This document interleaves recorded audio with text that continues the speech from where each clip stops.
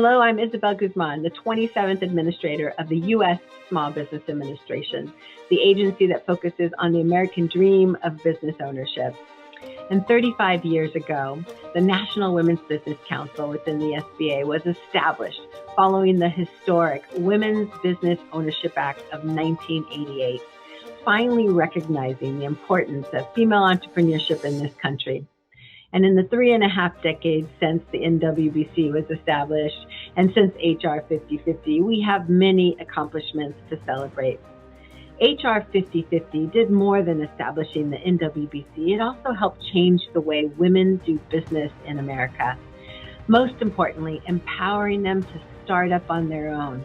Because as a result of H.R. 5050, women are no longer required to have a male family member co-sign a business loan for them to pursue their dream of business ownership. Because women now have the freedom to start their own businesses, women-owned firms now employ more than 10 million workers and add more than $2 trillion to America's GDP every year. It's straightforward. When we give women the tools to succeed, they turn their great ideas into thriving businesses. H.R. 5050 also powered the SBA to launch women's business centers all over the United States. These centers are helping women entrepreneurs from startup to growth and resilience. SBA's WBC network helped level the playing field for women entrepreneurs and offer so many resources, such as business training, counseling, boot camps, and help in accessing capital and revenue growth opportunities. Women-owned employer firms are growing at more than 3 times the rate of their male counterparts. And this small business boom that we're seeing in this country with 13.6 million new business applications is being powered by women and people of color. Our society continues to make substantial progress in opening the doors of opportunity to all entrepreneurs, and we've come a long way. There's still work to be done to create a truly level playing field where we invest equitably in all Americans. And the SBA knows that when we power up women entrepreneurs, we are lifting up all Main Streets, America's global competitiveness, and our nation's economy and democracy. So America, let's celebrate H.R. 5050 and keep driving forward. And happy anniversary to all of the National Women's Business Council members, supporters, and staff. Hello, everyone. My name is Bridget Weston. I am the CEO of SCORE. Happy National Women's Business Month. Throughout history, women have overcome obstacles through grit, tenacity, and perseverance. And SCORE is proud to work with the tens of thousands of women entrepreneurs, aspiring and existing business owners through our mentoring and education to help you achieve your dream. We are proud to partner with the National Women's Business Council and other resources out there who are here to support women entrepreneurs in achieving their dreams. Thank you for all that you do to support our economy and our country. Hi there, Leslie Lynn Smith checking in as a proud member of the National Women's Business Council, here to thank you for 35 years of extraordinary support to women, small business owners, and entrepreneurs across the country, and to encourage you to join us on this journey as we work to ensure that all women, trans, and non-binary humans have access to the tools, resources, and capital they need to continue building beautiful, innovative companies across the U.S. and helping us to construct a thriving, resilient, and just economy. My name is Rose Wang. As a serial entrepreneur and a former member of the National Women's Business Council, NWBC, I've had the pleasure of working to advance women's entrepreneurship. I support women in business because they bring unique perspectives, innovative ideas, and valuable contributions to the economy. I believe that empowering women in business not only benefits individual entrepreneurs, but also has a positive impact on the society as a whole. When women succeed in business, they create jobs, drive economic growth, and inspire others to pursue their dreams. In other words, when women succeed, we all succeed. Hi, my name is Samantha, and I'm a proud advocate for women business owners. As an entrepreneur myself, I have really experienced some of the unique challenges that comes to bear as a woman entrepreneur. And it's from this lens that I serve on the National Women's Business Council to really help inform the policies that is set by the President of the United States, Congress, and the SBA.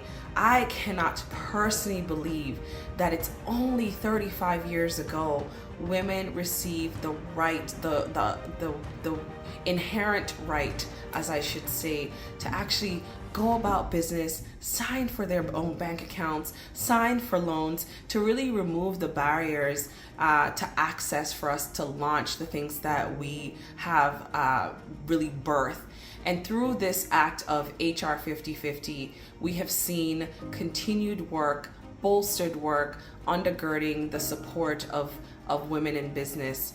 We need the evolution of another H.R. 5050. We want to see more work done, more access brought about for women in business, for us to be able to support those young people who are coming behind us, who have a desire to launch something.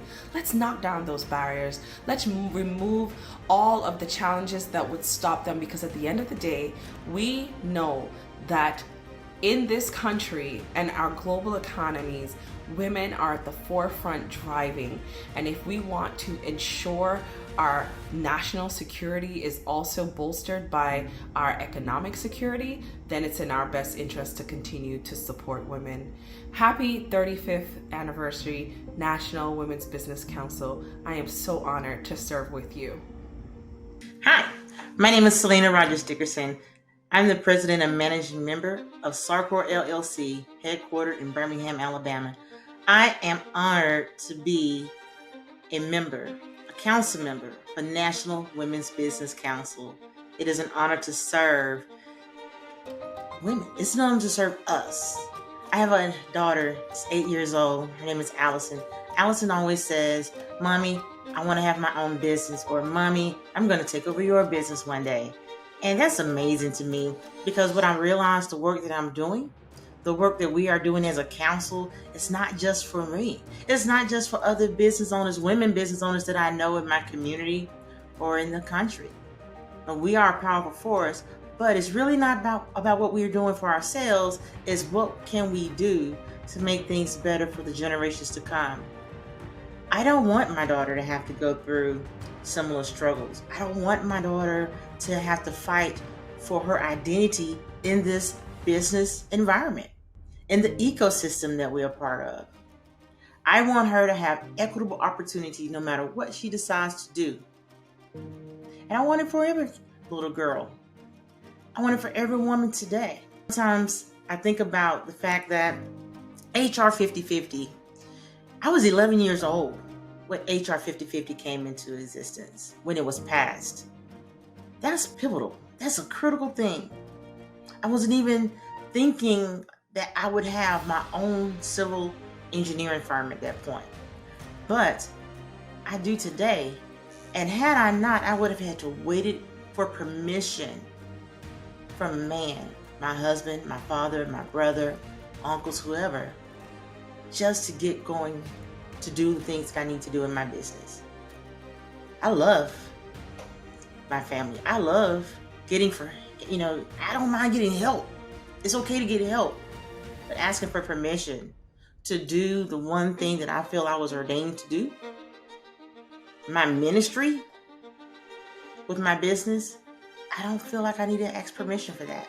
And so I'm grateful for the 35 years that have progressed and all the women that have come before me to make every little step a little bit easier, giving us the path to be able to navigate forward. Thank you. Happy 35th birthday, H.R. 5050.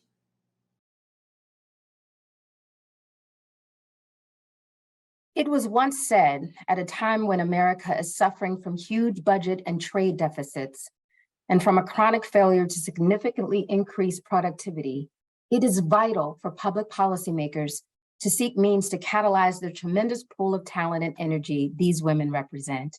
These women are part of the most educated generation of women that have ever existed. They are a gold mine of human capital.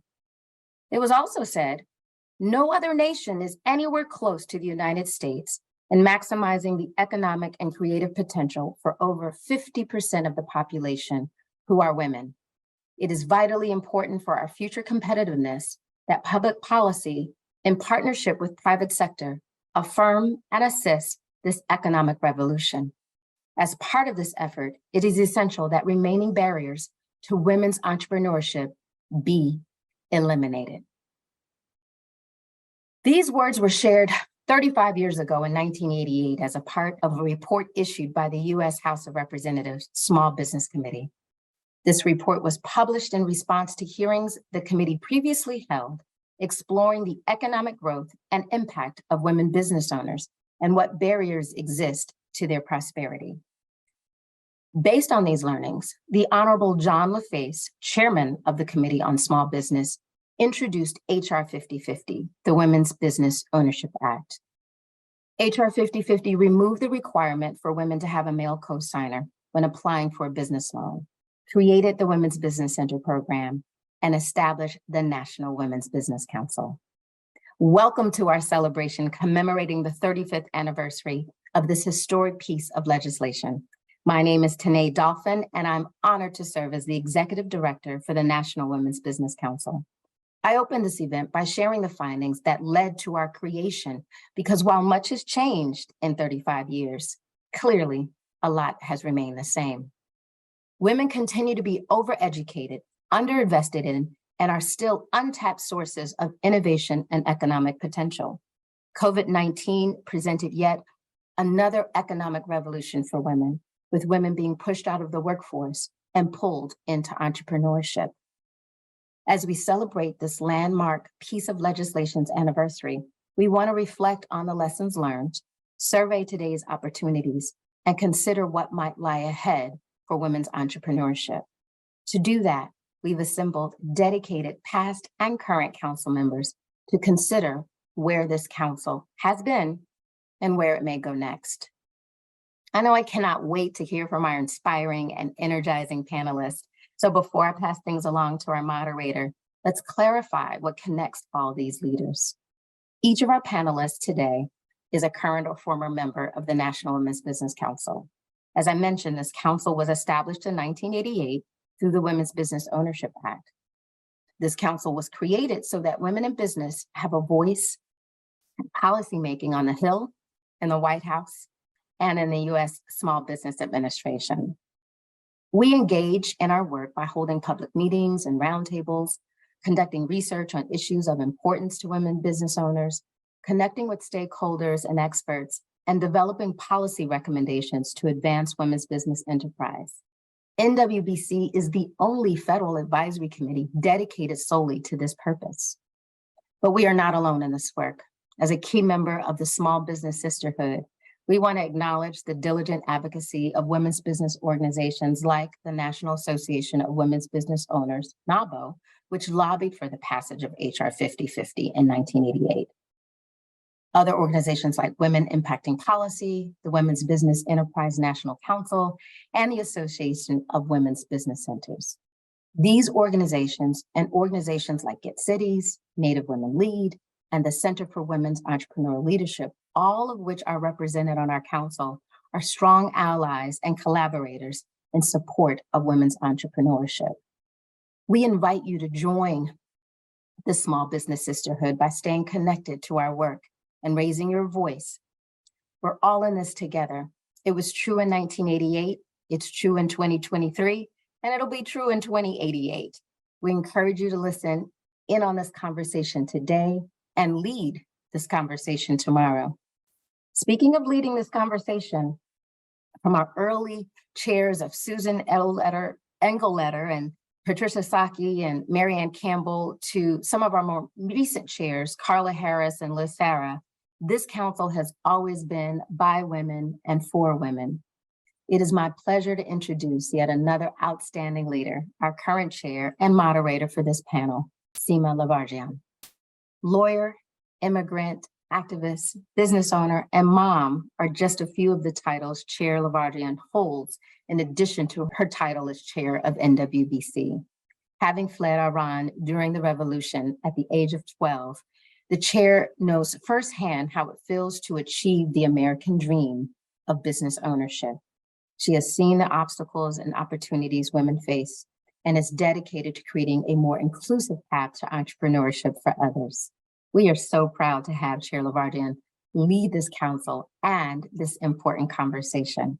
Without further ado, Chair Sima Ladjevardian. Thank you so much, Tene, for that lovely introduction. It's really an honor to have been appointed chair of this amazing organization. I know I've only recently been appointed, but I really feel such a deep connection to everyone on this panel. It's just such a pleasure to be joined by council members, past, present, who are experts on the council's legacy and significance, as well as women business enterprise. I have got my own pen and paper ready now, and I'm so excited to write notes and really be participant of these conversations for the insight, ingenuity, and impact. So let's just get started. This is a question for all of you. And please feel free just to unmute yourselves and then as you decide to answer this. So to all of our panelists, can you please share your name, title, organization, the years you served on the council, as well as a woman in business who inspires you? Well, I'll jump in, I guess. I'm Pamela Prince-Eason. It is my tremendous honor to serve on the National Women's Business Council. I am the president and CEO of the Women's Business Enterprise National Council, and I've served on the National Women's Business Council since 2018. Tremendous honor to be here. My inspirations actually come from two women heavily involved in WeBank, and those would be Janice Bryant Howroyd and Ann Ramakumaran. And for those of you who know both of them, one of them grew up as an African-American woman in the, well, I won't give her age away. She'll kill me for that. But she's the youngest person that you will ever meet. And she has fought through much diversity that's occurred here in the US. And she is a billionaire now and runs tremendous technology capabilities across the United States and outside. And Anne is someone who has immigrated here from India and been highly successful. So both of these women I have seen take different paths in coming to the United States and being successful and in being here in the United States. And I want to say on behalf of all entrepreneurs, the National Women's Business Council does a tremendous job representing each and every one of you. Wow. Well, good morning. Okay, my name is Maria Rios, and I'm the president and CEO for Nation Waste, and I'm just blessed to be here with all of you this morning. I'm the first Latina in the waste management industry, a multi-million-dollar Hispanic-owned waste removal company and recycling, and also waste-to-energy management in the United States. I'm privileged to have been appointed to serve as a council member by the National Women's Business Council since 1919. It's been my highest honor to serve and to represent women in business across the United States. It's just a privilege to me. I have also served in the Access to Capital Committee, and it's also been one of the most highest privilege to serve and to do amazing things for small business owners in America. And there's so many people that I admire, and of course, but I would say I have known so many women that inspires me, but in business, that would be my mom. And why? Because she came to this country as an immigrant, and she was able to pull off and establish a small business and raise us through and teach us that the American dream it can be possible. And here I am with a multi-million-dollar business, first Latina in the waste management industry in America. So glad to be here with all of you. Thank you. My name is Nicole Kober. I just rolled off the council 2019 to 2022, and I am a serial entrepreneur. I have a real estate development consulting firm and a business consulting firm. My great passion today has always been helping women soar and scale their businesses. We recently formed an organization called the Bow Collective, which brings together the nation's top 1% small business owners, and they happen to be Black women. I realize that the value of the council is really fighting for the underdog. Women, even though we are obviously 50% of the population, we start businesses, but being able to scale them, being able to get the financial resources and have the relationships we need to procure business is always a challenge. So I'm going to take the easy answer, and I'm going to say that every woman who has ever served on this council for the last 35 years are women that I greatly admire for rolling up their sleeves and bringing together a voice to change policy that helps women in their businesses soar. This is Roberta McCullough, and in my current, my day job, night job, weekend job is running a loan fund under the National Institute of Minority and Economic Development. Institute Capital is a certified community development financial institution, and I serve as a senior vice president of operations for the $25 million loan fund. So I have the pleasure of funding women that look just like us to grow and scale their businesses. I also, as mentioned earlier, I believe I also serve as a board chair for the Association of Women's Business Centers, which is a huge privilege of mine. I've been on that board about 4 years, so I get to work with women entrepreneurs and women who are running the centers across the country, just to see the amazing work that I would not otherwise have the privilege of knowing. And just know it's just a constant reminder for me of how multifaceted and how talented women naturally are. They seem to do things effortlessly. In terms of a woman or women that I admire, I mean, the list is absolutely endless, but I'm going to go with a recent admiration that I have, and that is for the general partners of the Fearless Fund, Ariane Simone and Ayanna Parsons. I don't know them, but I am truly in admiration of the work that they do in managing the venture capital fund for women of color, and the most recent win they had against a frivolous suit that was against them. So I would say that they are the top of my list right now. Good morning, Chair. I and everyone and women, esteemed women, colleagues and friends. I'm Fran Pastore. I'm the CEO and founder of the Women's Business Development Council in Connecticut. I founded the organization almost 30 years ago when I found myself a single unemployed mother with two little girls, 2 and 4 years old. And those are the two women that I admire, my two daughters, because of who they turned out to be, being raised by a single mom. And they inspire me every day. They're so committed to their community and the things that they want to do. But as CEO of the Women's Business Development Council, having served on the panel on the council from 2011 to 2014, was probably one of the highlights of my professional life. Got to work with some fabulous women who I'm still in touch with and are still making their mark on our country for women. And of course, working with Carla Harris was also the thrill of a lifetime. And Carla and I are still very much in touch, which is great. I've also been able to take the work that we've done at the Women's Business Development Council and share it with women in third world countries around the globe. From Rwanda to Costa Rica, Turkey, that has been a privilege to share what we've developed in our small state, our progressive state, with other women from other countries, has been a real source of pride for me and continues to be that. And I'm honored to be joining you here today. Thank you. Hi, everyone. Thank you, Sima. This is Jenny. I'm Jenny Poon. I'm the founder of the first co-working space in Phoenix, Arizona called Cahoots. We serve about 1,000 businesses on a regular basis.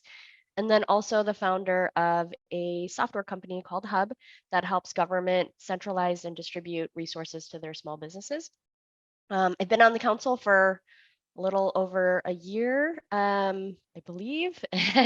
It's been, I can't even count it. Feels like we've been doing this for a really long time because this team has been amazing. And a little history about why I do the work I do is because I have a fiery mom that started a business just before I was born. And a pullback to this anniversary event of H.R. 50/50, she tried to get a loan for her business back in the 80s and did not qualify, was not allowed. And so it's kind of amazing to me that in my lifetime that existed. And amazing now that me as a daughter of immigrants, a daughter of refugees, was able to also get my own loan without having my husband to co-sign, an almost $2 million loan that I thought was never going to be possible. And so this was a very, very impactful legislation for me personally. So woman I admire is my fiery mom who started something and was able to start something without a loan. She just hustled her way through figuring out how to get basically a private loan to start her business, and then friends and family and grants, just like how a lot of us do it now.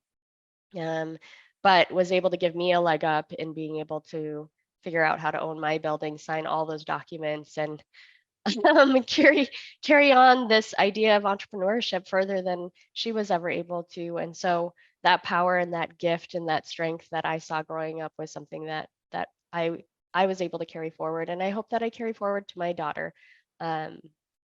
And so thank you for having me. So I had the extreme privilege of serving on the council from 2014 to 2017. And while I've been an entrepreneur most of my life, I grew and built and sold a multi-million-dollar enterprise in the fashion industry. I've also been a Fortune 50 senior executive, and I've had the extreme privilege and responsibility of growing a global women's initiative that is impacting 12.5 million women and girls in the world. So today I run a business consulting firm, which is all about human potential at work. And as such, I get to speak all over the world. But who I am really every day inspired by, especially those days when you lose your steam or you wonder, can you have that one more conversation? How much harder can you push at something and fight for something? But I just noticed the grocery store owner, the daycare provider, the woman who owns the florist shop. And then I read about the women who have grown $1 billion plus enterprises to employ thousands of people and really impact the economic opportunities that families have. And so I'm inspired every day. I just look around and I see it everywhere. So it's a really pleasure to be here with all of you.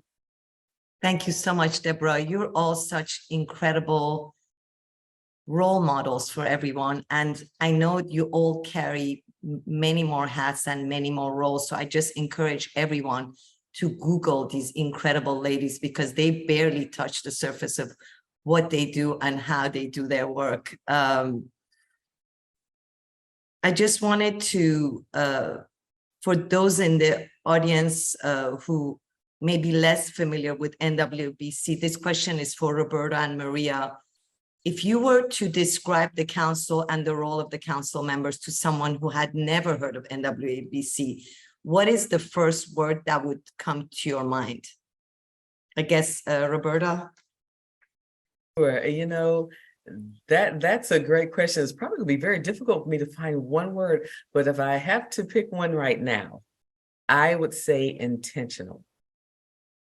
I believe that every woman on the council, and I'd like to think myself as intentional as well as part of the council, that with the subcommittees that we operate and that the work that we do, that everything that we do has a purpose and has an end. And so I would say intentional. Maria? Well, that's a wonderful question, but I mean, of course, I just would, in one word, of course, I would just say, I would just utilize champion. This council is filled with champion for women, and so that would be the word that I would utilize, champion.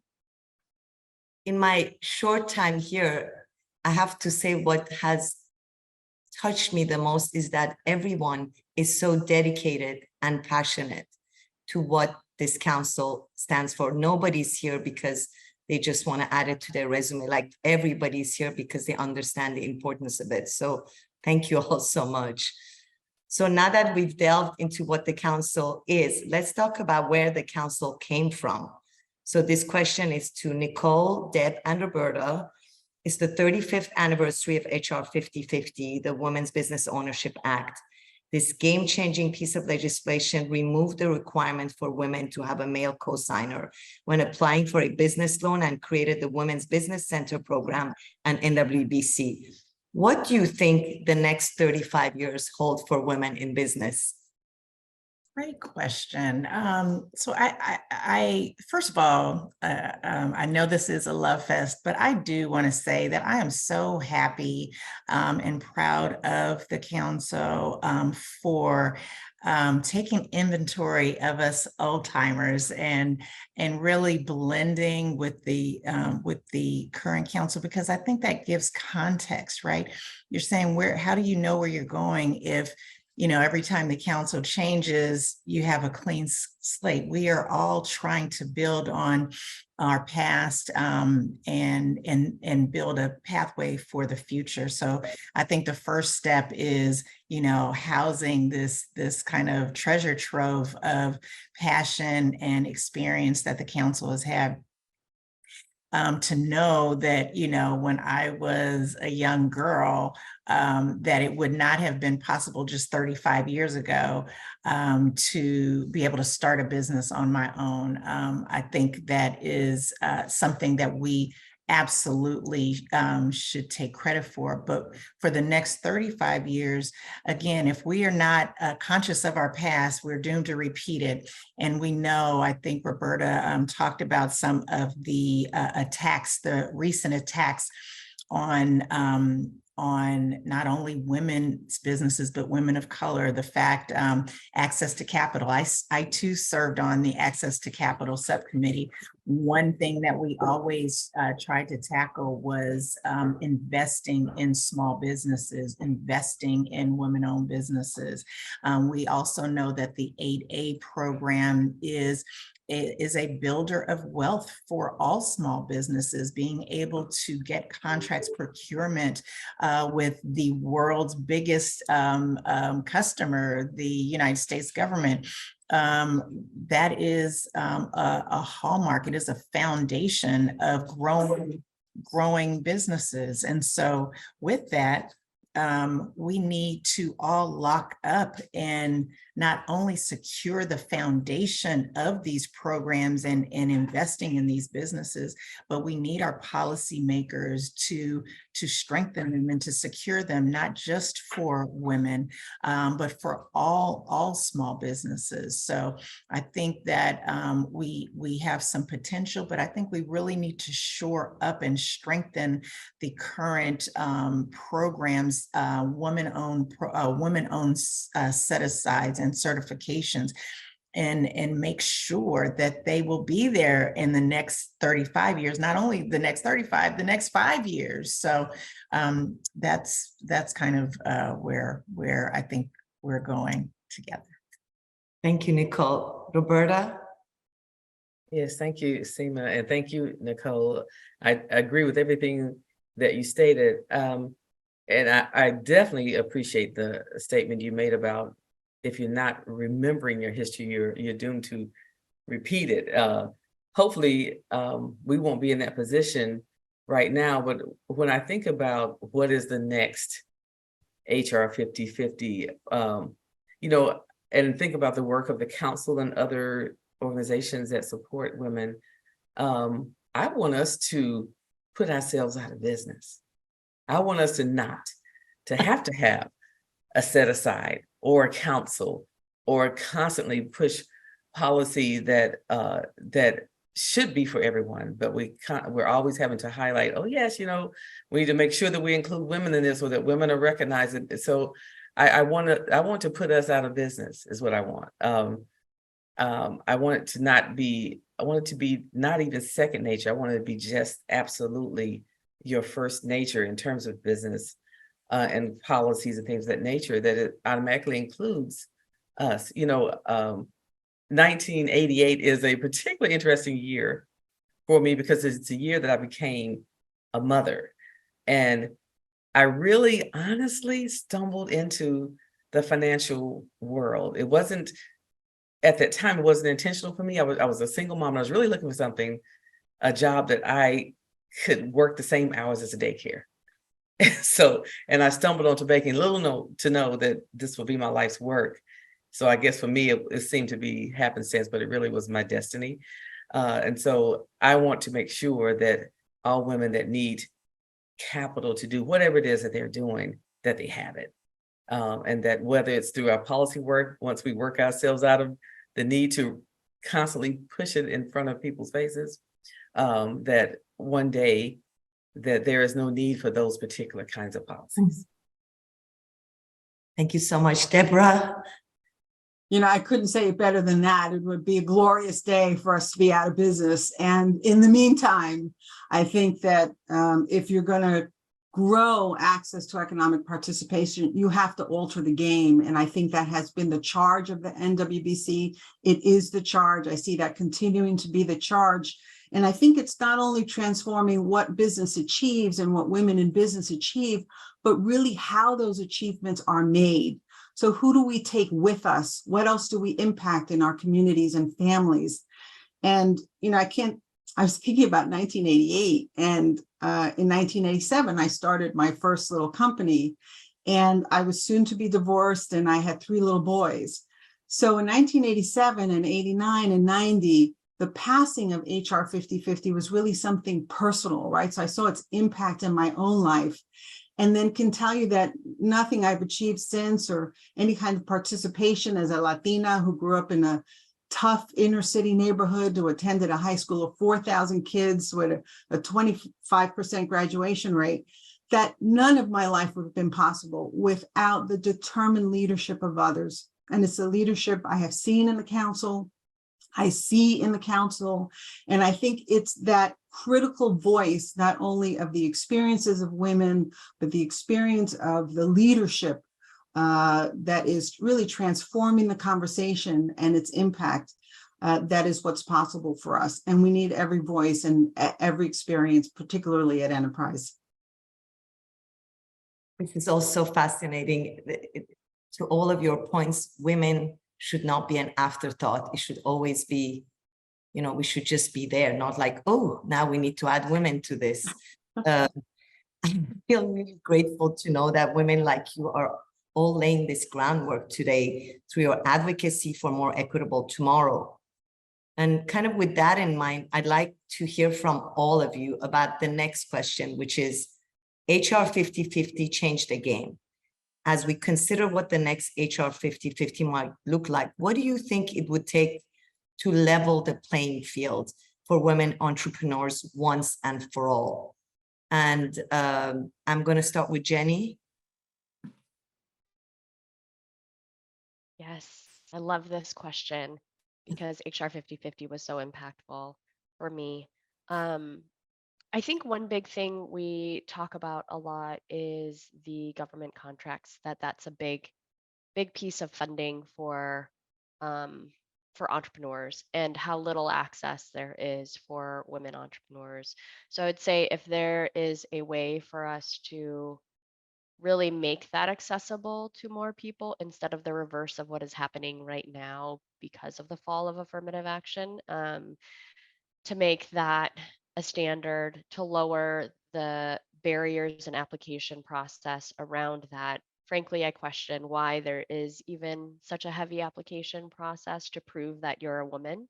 And so I think if we could do that, we'd unlock a lot more opportunities. We would shift that goal that currently exists from what 5% to truly 50%, or actually one that represents our entire population properly, that mirrors the number of women that are in business instead of just a blanket random little puny 5%. So that would be my big push. That sounds good to me. Nicole? I think it's a great question. And you guys know I'm a one-trick pony. I 1000% agree with Jenny.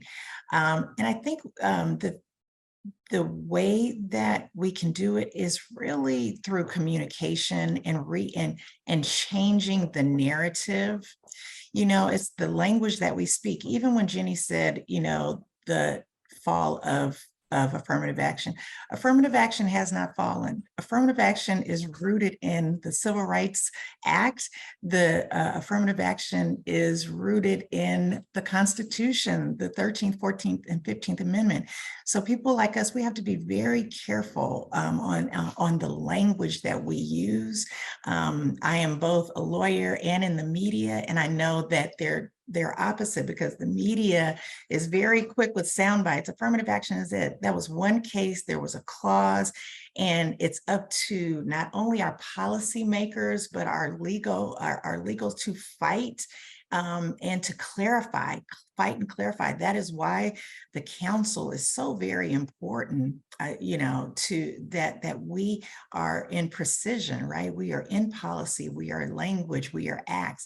And so I think that that it is true that I wanted to say that piece of it, that let's shape the narrative. One thing that we can do to shape is show the value add that women and our businesses are producing. When we talk in the positive instead of the pejorative, talk in terms of the jobs that we are creating, talk about the industries that we are excelling in, talk about how many states that are thriving because of the economic buoyancy and resiliency. We are not falling out of corporate America and pushed into business. We are walking into starting our business because we want to be empowered. We want to have our children be able to have access to us, and we want to produce beautiful products and services. So sometimes I think the way we shape the way we talk about things is very impactful. And then when you do that with the policy fight, we need the people on this call, whether you're on the council or whether you go back into your communities, we need to fight, because we know that those who do not see a value in women entrepreneurship, who do not see a value in Black women entrepreneurship, they're fighting. So we can't hide and hope it goes away. We have to have a full-throated, linked up fight and challenge our politicians to get in the fight with us. We need corporate America to get in the fight with us, because we are your consumers and we're your voters. 50% of the population are women. So we as leaders, again, that's how I believe we will change the language and link up together and be fighters together. Thank you, Nicole. Pam? Okay, I'll keep this brief. I don't know what it would take to truly cause the parity that needs to be there and the equality, but I believe that it's necessary.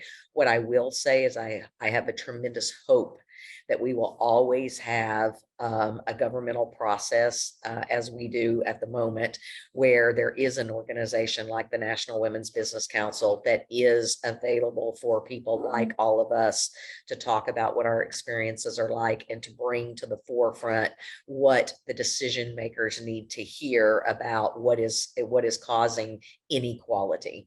And again, I say that for all people. There's a different type of inequality for everyone.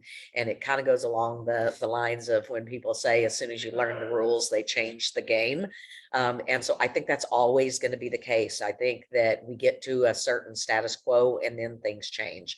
And so I think it's the important thing is that we always have this representation. And I think the National Women's Business Council does a tremendous job at that. Thank you, Pam. Fran? Thank you. So first I want to just jump on something that Nicole said, which I loved, was that we're 50% of the population, but let's not forget that we give birth to 100% of the babies. So yeah, I like that one. It's one of my most favorites. So a couple of things. Mic drop, Fran. That was great, girl.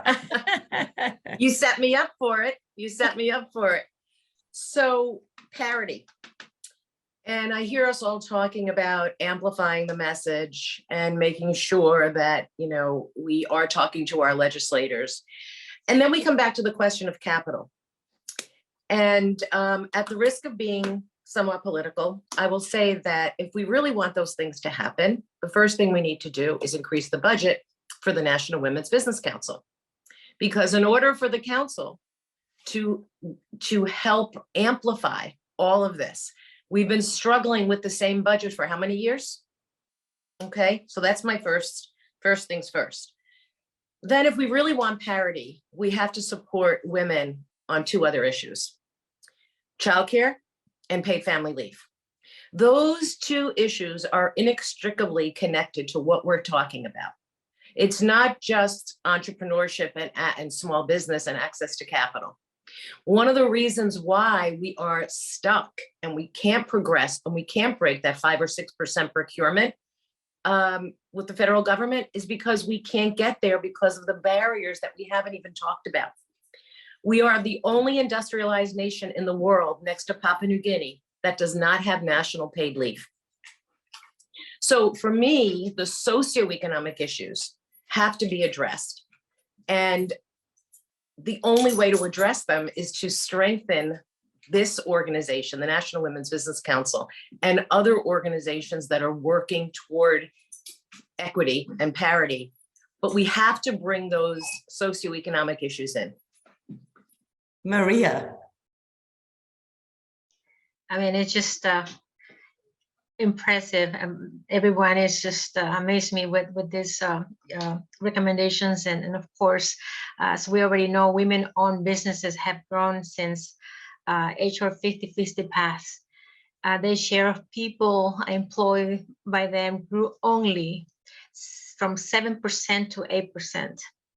Revenues earned by women-owned businesses have grown even more slowly, and then it declined from 4.4% to 4.2%. And when it comes to funding, women still receive 50% less than men. We really, I mean, I did what everybody said, but we really need to push for lending parity and educational funding increases. So I'm all for it.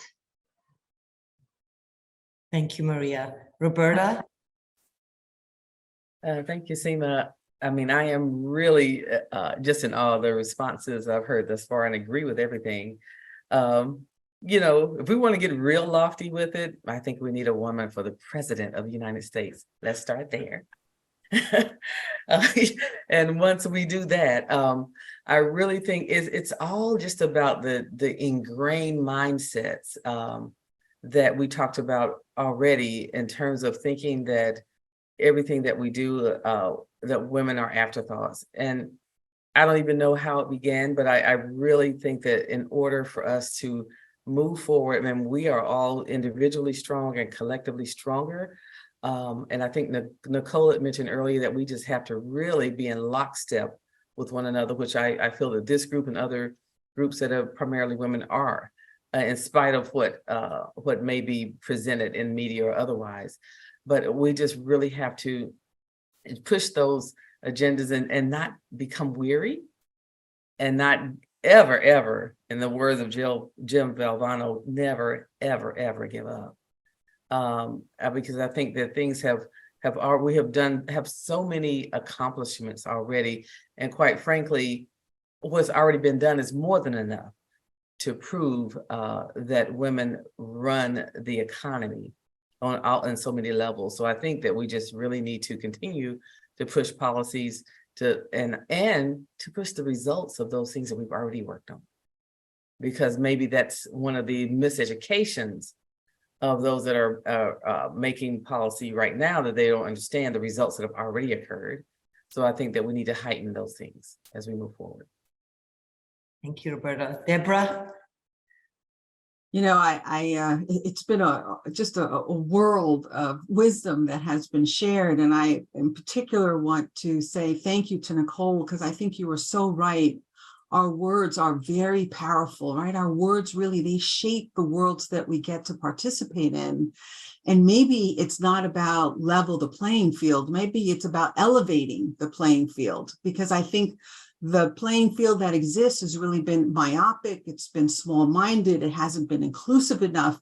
And I don't think that we should stoop down. I think we should reach up. And we actually have the opportunity to reframe that conversation and the narrative. And I think Fran was saying something also that's really critical, which is that we need to address the critical levers, right, to building what is a healthy ecosystem, which has lots of moving parts and parties to it, but it's about all of those pieces really working in a synchronicity, if you will, to bring out the agenda that we know is critical for the future of our families and our country. Thank you so much. It's such an ambitious journey that we have in front of us to achieve full parity, but I like what you're saying, elevating the playing field and not evening it. You know, we want to make the American dream of entrepreneurship and business ownership really a reality for all. But I know that we're all in this together, and with a small business sisterhood as strong as this one, anything is possible. So shifting gears a little bit, I would love to learn from Jenny and Deb. How has serving on this council changed your approach to your work? I guess, Jenny? Yeah, I think what has been really, really impactful is, the work that I've been doing has been boots on the ground. A lot of working directly with small businesses, a lot of working within ecosystems, building up entire communities that just didn't exist before. And to be able to then bring that up to a national level, bring all of the lessons or challenges we're seeing at the grassroots level up to a national level, and work on change that could impact an entire nation based off of what we're seeing in our community. That has been probably one of the most rewarding things that I've ever done in my life, to see that that's going to change at a national level. I would say that's a lot of the work. And then coming down to hearing from this amazing group of other council members who are having similar challenges across their communities, and being able to take those stories back to our communities on what other communities are doing as well. Thank you, Deborah. So it's interesting because I get to coach some really extraordinary business and organizational leaders in the country, and several of those, increasingly more, are women. And I think that we need to always remind each other and charge each other for the opportunity we have to grow the pie and expand access. And it's at every level. We can all be involved in all the challenges that we have in our personal lives and our business lives and whatever it is that we're working on. But it is when we connect with each other that we really start to see the power that we have and what's possible. And so it's always in my day-to-day work, it's making sure those conversations are part of anything that I'm working on with extraordinary people who really have the capacity and the resources to really impact things far and wide. Thank you so much. Serving as a leader and an advocate can be such an eye-opening experience, at once empowering and then humbling. This council is made up of women who have been championing the cause of women's entrepreneurship for decades, as well as those who have more recently answered the call. This range of perspective makes our collective work richer and more representative of the experiences of the women business owners we represent. To lean on some of the long-term learnings, This is for Pam and Fran. During your time on the council, what were the conversations around women's business ownership like? And what has changed since then, and what has remained the same? I think that the council's been very focused on the key inhibitors for women, which has been access to capital, access to markets, and then actually job creation and growth, right? And so I think that every year that this is looked at, it's looked at slightly differently, but it requires a continuous look, kind of reiterating what I said earlier, that I think we're going to always be necessary to look at how the game is changing out there. Just to change through the COVID years to where we are now has been a substantial change in how you run a business, you know, how you deliver products and services, et cetera. And so I would say that's kind of where we are at the moment. And Fran, you definitely were part of starting us out. Thanks, Pam. And thanks, Sima, for the question. So, you know, from starting us out, I can tell you that the organization that I run has changed so much since COVID. And I think COVID, someone said earlier, you know, we talked about women leaving the workforce and walking into entrepreneurship. I can tell you that myself and my colleagues around the country have seen the number of women that we worked with prior to COVID quadruple. So we would see probably 500 or 600 women a year before COVID. We're seeing to date right now this year, over 2,700 women have come to receive services. And I think I'll bring up the socioeconomic piece of this as well. And that goes back to to childcare and paid leave. Those are becoming very big issues for women entrepreneurs. Someone else mentioned the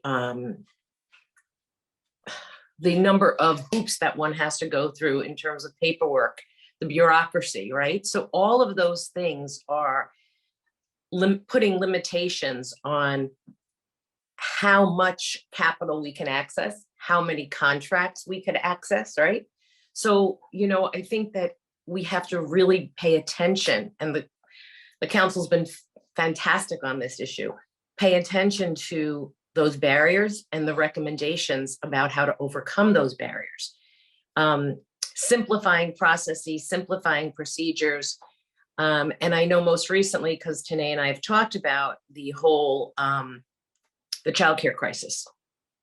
That is going to be a game changer. And I can tell you that, at least here at home in Connecticut, we've become an integral player in helping to address the childcare crisis in our state.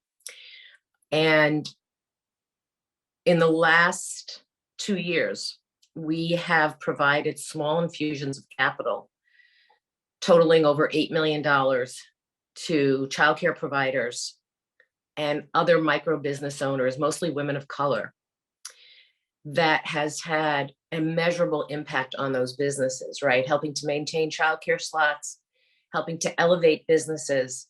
We've seen exponential growth in sales, exponential growth in revenues, and hiring, creating jobs. So I think those are lessons to be learned. And one of the things I think we need to do, that the council can have a role in, is breaking down a lot of the silos that we're all working in, doing things in smaller communities and states, and bring some of those best practices together. So those are some conversations I think we can have on a more national level. And I really hope that the childcare issue gets raised again on a national level. There was a lot of talk about it last year, and then it kind of petered out. So I'm hoping it gets raised again. Thank you. To your point, it's such an important thing. We just have to constantly talk about it over and over. It's not something, it should be at every conversation that we have. I was just reading a book, the First Lady of Iceland wrote it, and her whole book is about, you know, they have incredible paid family leave, and they have subsidized childcare, and, you know, women own, like, they like control everything in Iceland. So that's a good, I recommend everyone to read that book. So our council is dedicated to keeping the conversation going around women's entrepreneurship. And it's incredibly valuable to know how that conversation has evolved over time. But moving from conversation to celebration, Pam and Deb, what is your favorite memory or proudest moment from your time on the council? Deborah?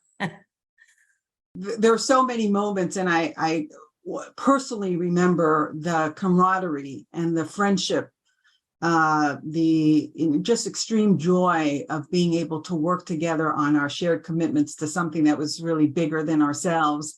And I distinctly remember, to Pam's point earlier about working on inhibitors, that this is a council who is not just women, but women of color, of every kind of woman. And the specific inhibitors for women of color was something that got addressed ongoingly and still is. And I specifically remember we did some groundbreaking research regarding Hispanic women entrepreneurs that really distinguished and then quantified what were the specific really nuanced challenges that were not present for others, but really specific to Latinas and Hispanic women, and understanding those challenges so we could be a better offer to them and provide better access. So that to me is just, I think, an incredible time and incredible work together that we did. Yeah, and I would say kind of along that line, Deborah, that I don't know that I have a favorite moment as much as I have many favorite memories of the work that we do each and every day that helps each of us be more aware of what the total number of challenges are out there for women-owned businesses. And so I'm just grateful for the opportunity for us to all be able to share with each other the lived experiences that we have, the research that we're able to accomplish, which I think is ultra critical. You know, and a key part of what we do is data collection as well. And I think the research that allows us to tell the stories and do the communications that are necessary, I think those are the sorts of things I'm grateful for, to be able to frame these magnificent stories. Well, even some of them are not magnificent, but they are necessary to be told, right? And the ability to frame that with a research methodology and with a tremendous staff to ensure that full research is done and data exists and it's shared across all of us. That would be kind of what I consider to be my favorites from this. Thank you so much. I'm looking forward to making new memories with all of you. And I've already felt what you were talking about, Deborah, about the camaraderie and friendship and really the passion of all the women on this council. I know this council has limited number of seats, but we really believe that any woman has the power to raise her voice to create that change. So this is for Jenny and Maria. What advice would you give a woman business owner, resource partner, or regular Jane interested in supporting women's entrepreneurship, but unsure of how to do so? Jenny, you want to go ahead? Thank you. I think being an entrepreneur, starting a business can be really, really scary for a lot of people, especially if you don't know a lot of other entrepreneurs. You don't know often where to start. And so my recommendation for anyone who's even thinking about dipping their toe into entrepreneurship is seek out the resources that exist. Right now, there are a lot of SBA resources that exist around every community.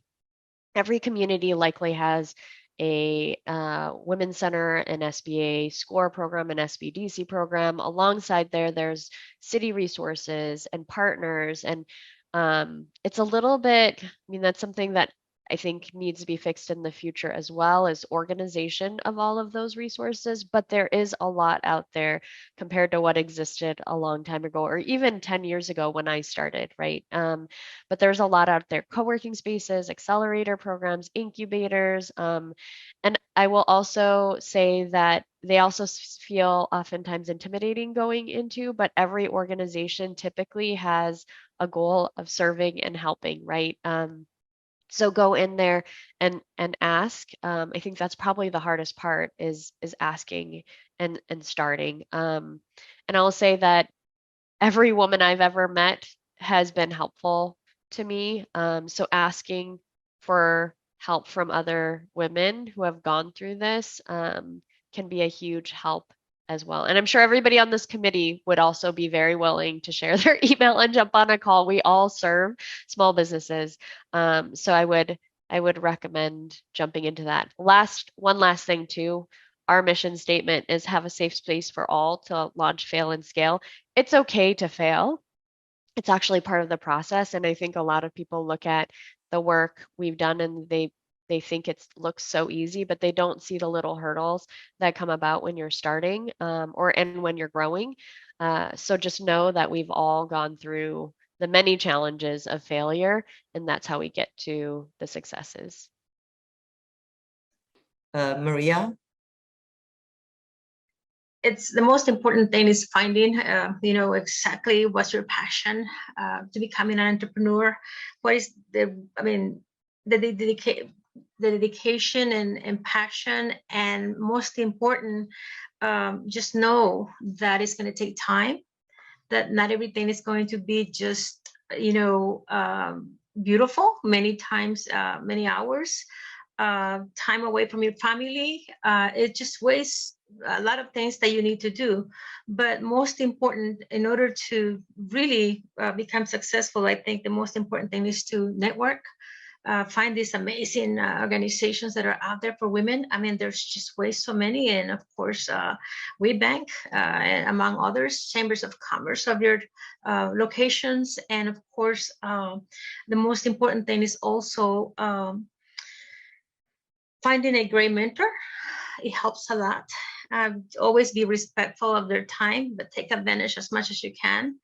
The majority of time, is learning all these certifications, become certified, get informed, go to the right people, and many times don't be afraid to ask questions.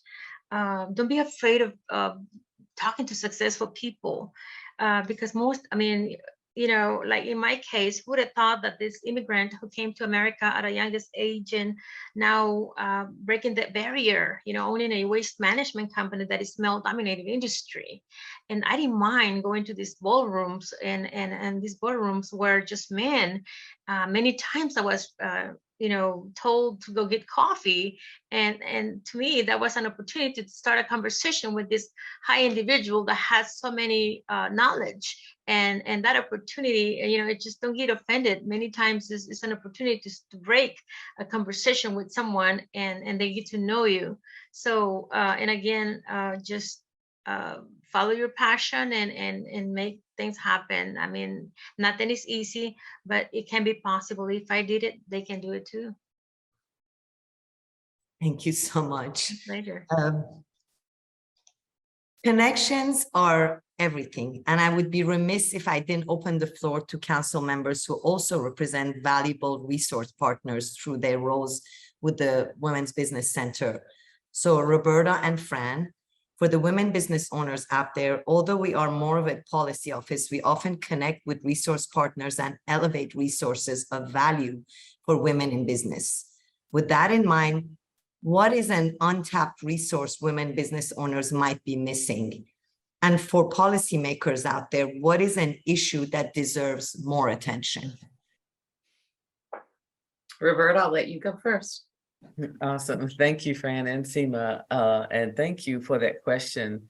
And Jenny just referenced it in the previous question. Women's business centers are an amazing resource. So we are an SBA resource, and there are 150 across the country that are willing and able to assist. And I'm not just speaking from a point of being a board chair of the association, because I actually ran one of the women's business centers in North Carolina for a few years. And what I found is that most times women that are starting out or either have been in business for a while really just want someone that can relate to their way of thinking and bounce ideas and questions and get things kind of flushed out with someone that looks like them, that is another woman that understands the plight. So, and oftentimes when I was an executive director, I really just sat there and listened and helped them think through the ideation stage and think and to envision where they wanted to be. And because of my lending background, I was also able to help them understand, certain costs associated with it. So it's really, as a women's business center, that is a valuable resource. They're available in every state. And I also concur with what Jenny said about other resources that there are oftentimes, if someone's with me, I may refer them to a small business center, or I may refer them to SCORE.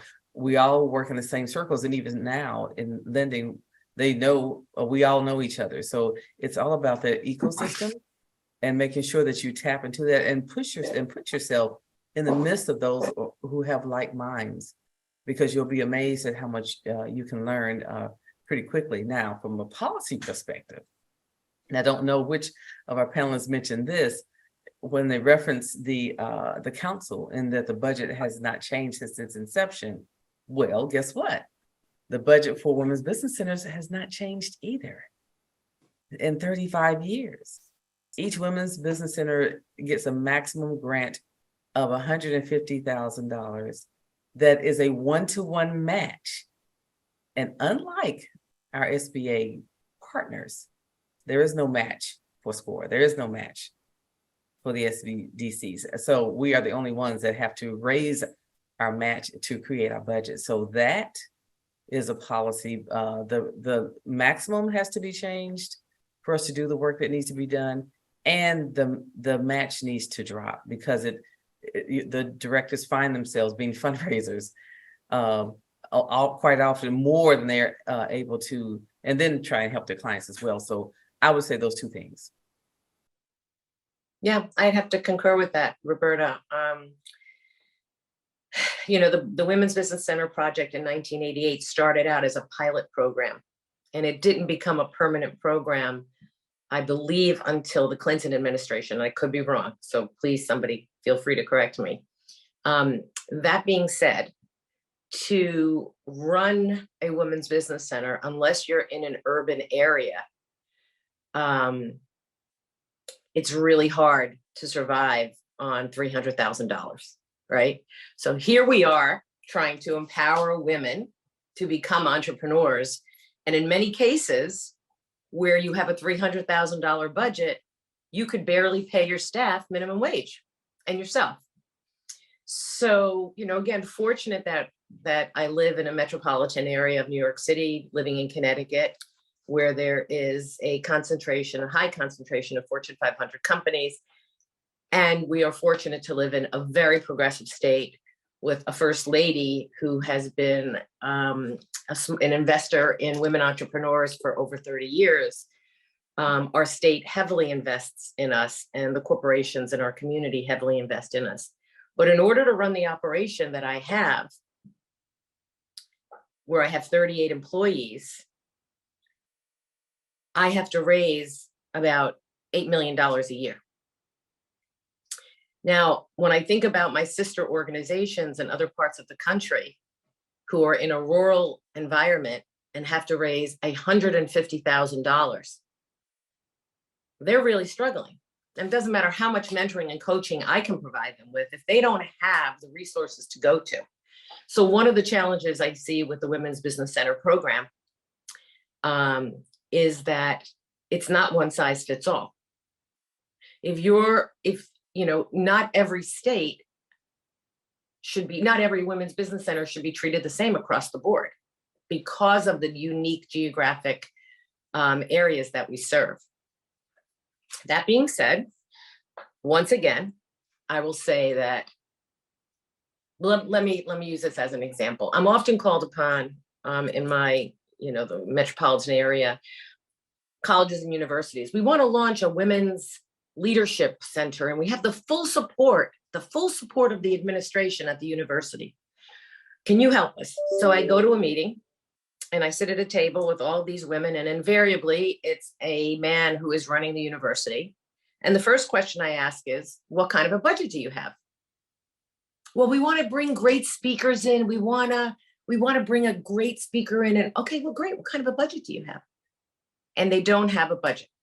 And they don't have a budget. And when you don't have a budget, you're not taking the issue seriously.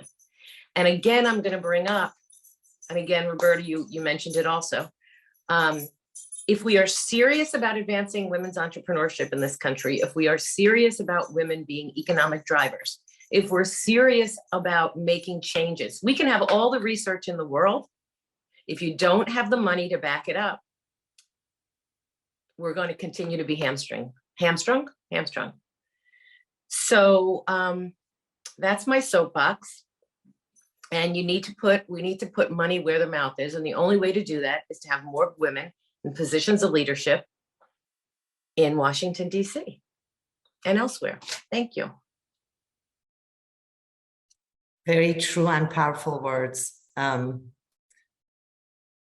is so much we can dig into here, but while we have this amazing wealth of knowledge assembled here today, let's take advantage of the collective learnings you all have amassed. And this is for Fran and Maria. If you could go back to just before you joined the council and tell yourself one thing, what would it be? I guess, Maria?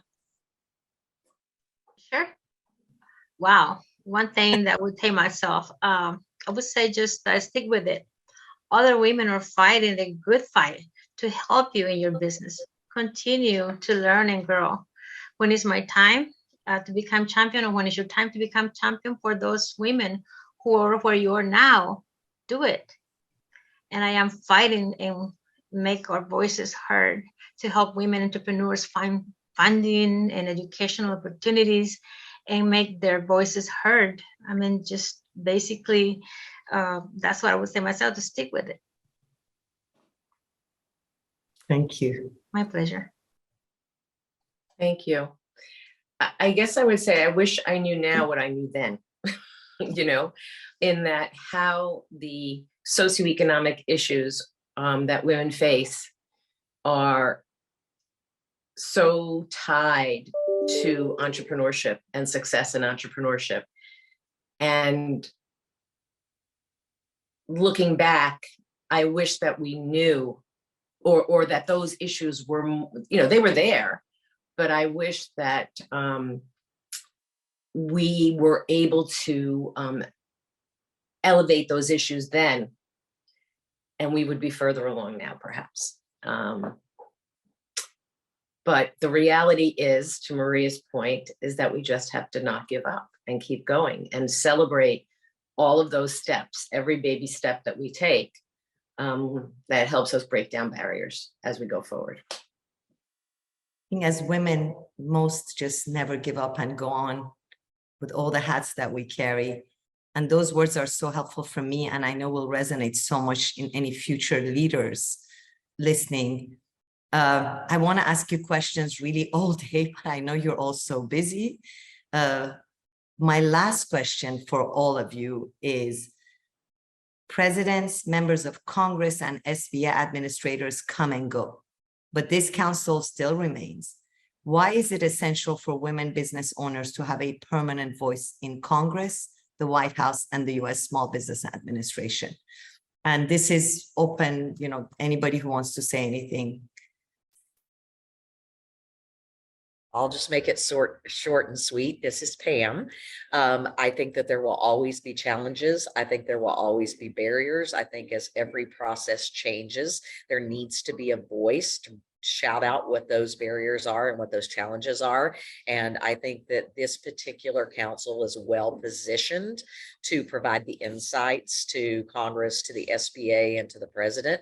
And so I would like to see it go on really forever. I know I'd love for it to need to go away, as everybody mentioned earlier, but I think that there's always going to be a need for a voice, and I think this is the best voice that's out there. I'll go next, Sima. Thank you. I would say unless and until parity is achieved, and that for everything that a woman wants to do, there is not a single barrier that is stopping them other than their own free will. That unless and until all that is remedied, then I believe that the work of our council, as it relates to the Congress, Office of the President, and SBA, that we must continue to make our voices stronger and ensure that we are speaking out for those who don't have a voice that's being heard currently. Beautiful. Well, I guess I go next. Of course, I mean, I think it's important for our voices to remain a constant because of the number of women-owned businesses continue to grow, our revenue and funding do not.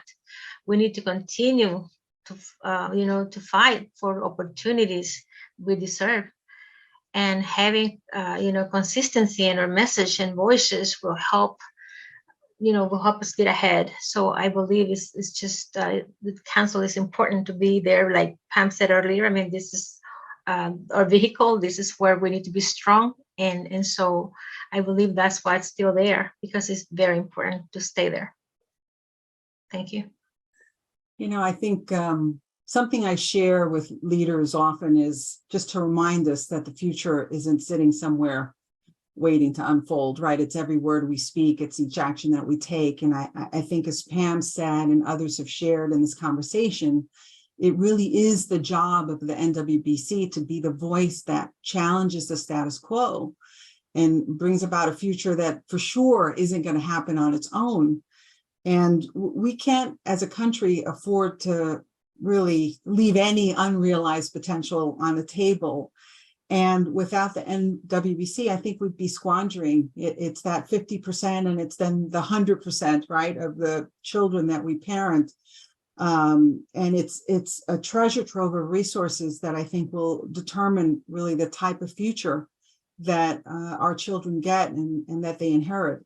And our voice ongoingly will determine what that is. Without this council, Congress and the SBA and the president, like, let's be honest, they live in a bubble in DC, and they're not going to hear all of the stories and experiences that we're bringing up from this council, right? From across the nation, for the thousands, if not millions, of businesses that we collectively work with. That's what this council does, is we are the bridge between the work that is being done on the ground and the legislative policies that are being pushed forward. So I think it is incredibly important that this voice continues to stay permanent here for the people that we work with, as well as like the future generations. Without it, they're going to be making decisions just based off of what all men typically think women need, and that's not what we need. So let's keep this as a permanent thing, and the next generation and hopefully our daughters will be on this council as well. I'll just echo everything my colleague just said and just add that NWBC is a lighthouse. Just really a beacon of not just hope for the future, but the research that's conducted, who it's shared with, to echo what Jenny just said, it's just too important. And I too hope for a day when it's not necessary, but it is right now. I mean, really, I love what you said, that we're a lighthouse. I think that's such a great thing to say. I mean, I want to thank you all so much for participating in this discussion today. It's just incredible to hear about your experiences. What you said resonates so much. And I know for everyone watching that they're learning so much, and they know that they shouldn't give up. They should continue the fight, elevate, everything that has to do with women, elevate the playing field. And I hope that if there's one thing that everyone will take away, is that you are not on your own. We're all here, we're all supporting each other.